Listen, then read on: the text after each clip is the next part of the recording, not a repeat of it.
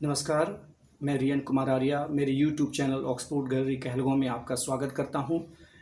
आज की इस वीडियो में हम प्राचीन भारतीय इतिहास के एक महत्वपूर्ण अध्याय मौर्य साम्राज्य से 35 वस्तुनिष्ठ प्रश्नों को लेके आए हैं, जो प्रतियोगिता परीक्षाओं के दृष्टिकोण से अत्यंत ही महत्वपूर्ण है। उम्मीद करता हूं कि आपको ये वीडियो ज़रूर पसंद आएगा।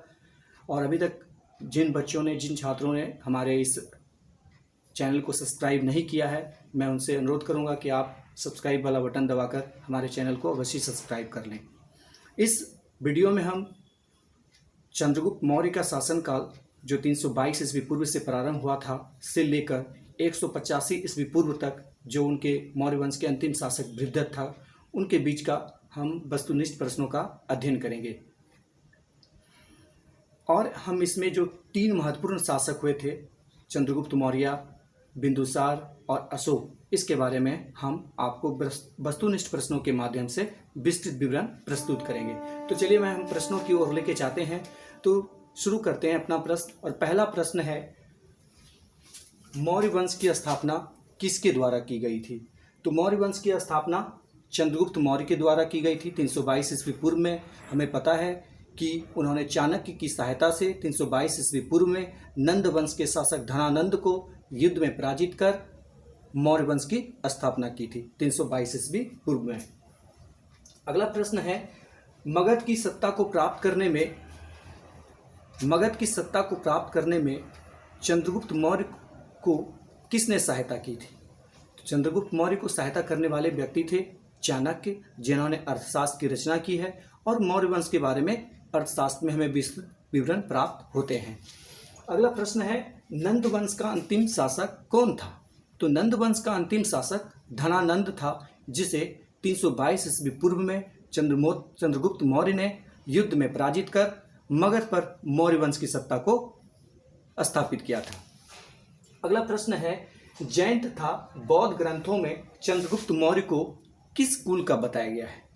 तो जब जैन ग्रंथ दिवंश, महावंश और भद्रबाहु रचित कल्पसूत्र का अध्ययन करते हैं तो हम पाते हैं कि चंद्रगुप्त मौर्य को क्षत्रिय कहा गया है, क्षत्रिय वंश का कहा गया है।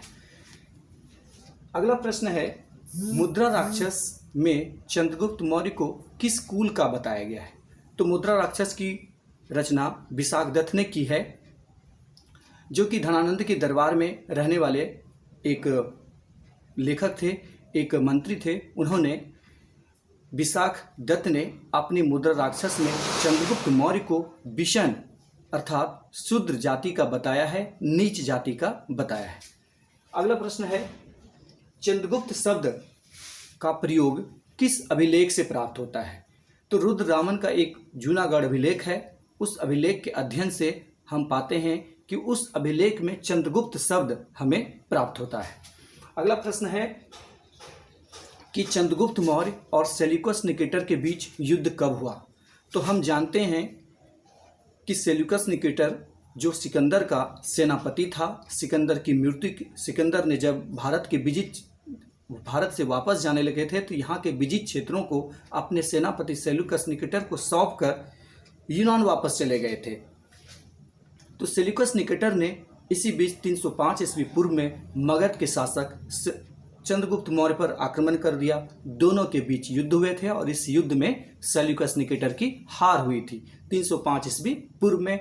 इस हार के बाद सेल्यूकस निकेटर ने अपनी पुत्री कार्नेलिया का विवाह चंद्रगुप्त मौर्य से करा दिया और इसके साथ उन्होंने 4 प्रमुख प्रांत, काबुल, कंधार, मकरान और हेरात, ये 4 प्रमुख प्रांत चंद्रगुप्त मौर्य को सौंप दिए थे। अगला प्रश्न है, मेगास्थनीज को चंद्रगुप्त मौर्य के दरबार में किसने भेजा था? मेगास्थनीज जो कि एक राजदूत थे, वह सेल्यूकस निकेटर के राजदूत थे। उन्होंने युद्ध में हार के बाद अपने इस राजदूत को, सेल्यूकस निकेटर जो राजदूत थे, उनको चंद्रगुप्त मौर्य के दरबार में भेजा था। इन्होंने ही इंडिका की रचना की है। अगला प्रश्न है, सेल्यूकस निकेटर ने इस युद्ध में हार के बाद चंद्रगुप्त मौर्य को कौन कौन से क्षेत्र दिए थे? तो इस युद्ध में हार के बाद काबुल, कंधार, मकरान और हेरात, ये पश्चिमी पाकिस्तान में अवस्थित हुए क्षेत्र थे जब सेल्यूकस निकेटर ने इस युद्ध के बाद ये सभी क्षेत्र चंद्रगुप्त मौर्य को सौंप दिए थे। अगले प्रश्न की ओर जाते हैं कि इंडिका की रचना किसके द्वारा की गई थी। तो इंडिका की रचना मेगास्थनीज द्वारा की गई थी, जो कि एक राजदूत थे, सेल्यूकस निकेटर के राजदूत थे और वह चंद्रगुप्त मौर्य के दरबार में भेजे गए थे। अगले प्रश्न की ओर आते हैं, चंद्रगुप्त मौर्य ने अपने जीवन के अंतिम दिनों में किस धर्म को स्वीकारा था। तो चंद्रगुप्त मौर्य ने अपने जीवन के अंतिम दिनों में जैन धर्म को स्वीकारा था और उन्होंने जैन धर्म की दीक्षा भद्रबाहु से ली थी, जो एक जैनी गुरु थे। अंतिम प्रश्न है अगला प्रश्न है, चंद्रगुप्त मौर्य के जैनी गुरु का क्या नाम था। तो चंद्रगुप्त मौर्य के जैनी गुरु का नाम भद्रबाहु था। इसी से चंद्रगुप्त मौर्य ने जैन धर्म की दीक्षा ली थी। अगले प्रश्न की ओर जाते हैं, चंद्रगुप्त मौर्य का उत्तराधिकारी कौन बना। तो चंद्रगुप्त मौर्य ने 298 ईस्वी पूर्व में सरवन बेल गोला में जल समाधि ले ली थी, अपने प्राण त्याग दिए थे। उसके बाद उनके पुत्र बिंदुसार 298 ईस्वी पूर्व में मगध के शासक बने, यानी कि मौर्य वंश की सत्ता उसी के हाथ में चली गई थी। तो कौन थे शासक? बिंदुसार। चलिए अगला प्रश्न आ जाते हैं, चंद्रगुप्त मौर्य की मृत्यु कब और कहाँ हुई। तो चंद्रगुप्त मौर्य की मृत्यु 298 ईस्वी पूर्व में कर्नाटक के सरवन बेल गोला में हुई थी। अगला प्रश्न है, अर्थशास्त्र की रचना किसके द्वारा की गई। तो अर्थशास्त्र की रचना चाणक्य के द्वारा की गई थी। यह एक राजनीति की पुस्तक है, नाम इसका अर्थशास्त्र है, लेकिन यह राजनीति शास्त्र की पुस्तक है। अगला प्रश्न है, तक्षशिला में हुए विद्रोह किसके शासनकाल में हुए थे। तो ये विद्रोह बिंदुसार के शासनकाल में हुए थे और इस विद्रोह को दबाने के लिए बिंदुसार ने पहले सुसीम को भेजा था, लेकिन वह कामयाब नहीं हुए थे। इसके बाद उन्होंने अपने मंझले पुत्र अशोक को इस तक्षशिला में हुए विद्रोह को दबाने के लिए भेजा था।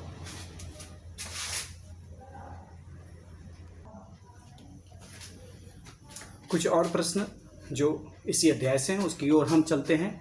और अगला प्रश्न है, बिंदुसार किस धर्म का अनुयायी था। तो अभी इसके पहले जो चंद्रगुप्त मौर्य शासक थे उन्होंने जैन धर्म को महत्व दिया था और जीवन के अंतिम दिनों में उन्होंने जैन धर्म को स्वीकारा था, लेकिन बिंदुसार आजीवक संप्रदाय के अनुयायी थे। इसी वजह से बाद में जब अशोक शासक बने तो उन्होंने गया के बराबर की पहाड़ियाँ में आजीवक संप्रदाय के रहने के लोगों के लिए कई गुफाओं का निर्माण करवाया था। अगला प्रश्न है कि बिंदुसार को किस अन्य नाम से जाना जाता है। तो अमित्रघात के नाम से जाना जाता है। अमित्रघात का मतलब होता है शत्रु विनाशक। यह प्रश्न हो सकता है कि अमित्रघात किसके नाम है। तो बिंदुसार का ही नाम अमित्रघात है। अगला प्रश्न है कि मौर्य वंश का सबसे प्रतापी शासक कौन था। तो मौर्य वंश में 3 ही महत्वपूर्ण शासक हुए, हालांकि कई शासक थे। अशोक के बाद कई पूर्ववर्ती शासक हुए, लेकिन वह कमजोर हुए और अशोक के बौद्ध धर्म ग्रहण कर लेने के बाद और युद्ध नीति के त्याग देने के बाद इसकी सत्ता धीरे धीरे कमजोर होती हुई और मौर्य वंश का पतन हो गया था। फिर भी अशोक को मौर्य वंश का सबसे प्रतापी राजा माना जाता है। अर्थात प्रश्न है कि मौर्य वंश का सबसे प्रतापी शासक कौन था। तो मौर्य वंश का सबसे प्रतापी शासक सम्राट अशोक को माना जाता है। अगला प्रश्न है, बिंदुसार को पुराणों में किस नाम से जाना गया है। तो बिंदुसार को पुराणों में भद्रसार के नाम से जाना गया है। बिंदुसार को भद्रसार के नाम से जाना गया है। अगले प्रश्न की ओर आते हैं कि बिंदुसार का उत्तराधिकारी कौन हुआ। तो बिंदुसार का उत्तराधिकारी सम्राट अशोक हुए थे। बिंदुसार की मृत्यु 273 ईस्वी पूर्व में हो गई थी और उसके बाद सम्राट अशोक शासक बने थे। हालांकि सत्ता के लिए कुछ वर्षों तक संघर्ष हुआ था और अशोक 269 ईस्वी पूर्व में मौर्य वंश के शासक बने। अगला प्रश्न है, अभी अशोक मगध की गद्दी पर कब बैठा। तो अशोक मगध की गद्दी पर 269 ईस्वी पूर्व में बैठा था। अगला प्रश्न है, अभिलेखों में सम्राट अशोक को क्या कहा गया है। तो अभिलेखों के अध्ययन के बाद अशोक का नाम देवनाम प्रियदर्शी मिलता है। अभिलेखों में अशोक का नाम देवनाम प्रियदर्शी मिलता है। अगला है, पुराणों में अशोक को किस नाम से जाना गया है? तो पुराणों में अशोक का नाम अशोक वर्धन के नाम से मिलता है। पुराणों के अध्ययन से हम पाते हैं कि अशोक का नाम अशोक वर्धन है। अगले प्रश्न की ओर जाते हैं कि अशोक ने कलिंग पर कब आक्रमण किया था? तो अपने राज्यारोहण के 8 वर्षों के बाद अर्थात 261 ईस्वी पूर्व में अशोक ने कलिंग पर आक्रमण किया था, जिसकी राजधानी तोसली थी। और कलिंग अर्थशास्त्र के अनुसार से हाथियों के लिए प्रसिद्ध था और शायद अपने साम्राज्य विस्तार नीति के कारण ही शायद अशोक ने कलिंग पर आक्रमण किया था। कलिंग जो वर्तमान में उड़ीसा के नाम से जाना जाता है। अगले प्रश्न की ओर जाते हैं, कलिंग युद्ध का वर्णन और अशोक के हृदय परिवर्तन की बात किस अभिलेख से मिलती है, शिलालेख से मिलती है? तो अशोक के 13वें शिलालेख में इस बात का जिक्र है कि अशोक ने कलिंग युद्ध के बाद उसमें हृदय परिवर्तन हो गया था और उन्होंने भेरी घोष की जगह धम घोष की नीति का अनुसरण किया था, अर्थात भविष्य में कभी युद्ध ना करने का उन्होंने संकल्प लिया था। इस युद्ध में काफ़ी रक्तपात हुआ था और लाखों लोग मारे गए थे, जिससे विचलित होकर अशोक ने भेरी घोष की जगह धम घोष की नीति का अनुसरण किया था। अर्थात प्रश्न है कि अशोक के किस अभिलेख से इसके बारे में विवरण प्राप्त होता है? तो अशोक के 13वें शिलालेख से हमें कलिंग युद्ध के बारे में और अशोक के हृदय परिवर्तन के बारे में वर्णन मिलता है। अगला प्रश्न है, अशोक की माता का नाम क्या था? तो अशोक की माता का नाम शुभांद्री था और इसका वर्णन एक शुभांद्री है और इसका वर्णन भी किसी ग्रंथ में प्राप्त होता है। अगला प्रश्न है, अशोक की कर नीति का वर्णन किस अभिलेख में मिलता है? तो अशोक ने कई स्तंभ लेखों की रचना की और स्तंभ लेख, शिलालेख इत्यादि से अशोक अपने बौद्ध धर्म के प्रचार प्रसार, अपने विचारों को जनता तक पहुंचाने के लिए अभिलेखों और शिलालेखों का प्रयोग किया था। उसी में से एक अभिलेख है रुम्मीदेई अभिलेख, जिससे अशोक की कर नीति का पता चलता है। अशोक ने जब महात्मा बुद्ध के जन्म स्थान लुम्बिनी की यात्रा की थी तो उन्होंने वहाँ पर उस यात्रा के दरमियान कर घटाए थे, जिसका वर्णन इस रुम्मीदेई अभिलेख से प्राप्त होता है। अगला प्रश्न है, मौर्य वंश का शासन कितने वर्षों तक चला था? तो मौर्य वंश का शासन 137 वर्षों तक चला था। 322 ईस्वी पूर्व में चंद्रगुप्त मौर्य ने वंश की स्थापना की थी और 185 ईस्वी पूर्व में बृहद्रथ की हत्या उसके अमात्य पुष्यमित्र शुंग द्वारा, उसके सेनापति पुष्यमित्र शुंग द्वारा कर दी गई थी 185 ईस्वी पूर्व में। अर्थात मौर्य वंश का शासक 137 ईस्वी तक चला था। अगले प्रश्न है कि मौर्य वंश के अंतिम शासक कौन थे? तो मौर्य वंश के अंतिम शासक बृहद्रथ थे। हालांकि इसके पूर्व कई शासक हुए, लेकिन बृहद्रथ इस वंश के अंतिम शासक थे।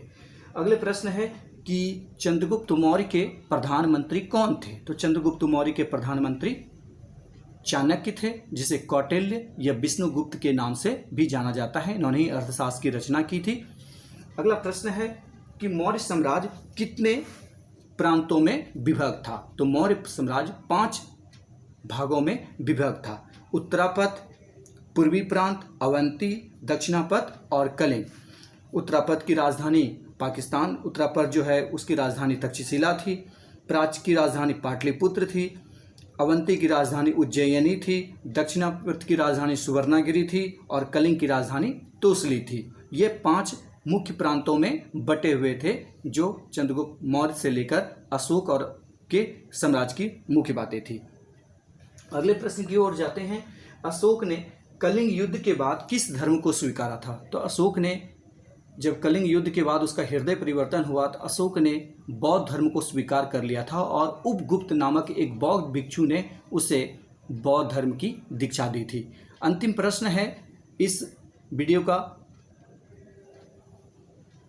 कि सांची के स्तूप का निर्माण किसके द्वारा करवाया गया था? तो सांची के स्तूप का निर्माण अशोक के द्वारा करवाया गया था। तो ये महत्वपूर्ण 35 प्रश्नों का संग्रह हम इस वीडियो में आपके लिए लेके आए थे। उम्मीद करते हैं कि आपको इससे बहुत ज्ञानवर्धक होगा ये वीडियो और आपको बहुत पसंद आएगा। Thank you to everybody, thank you to my class.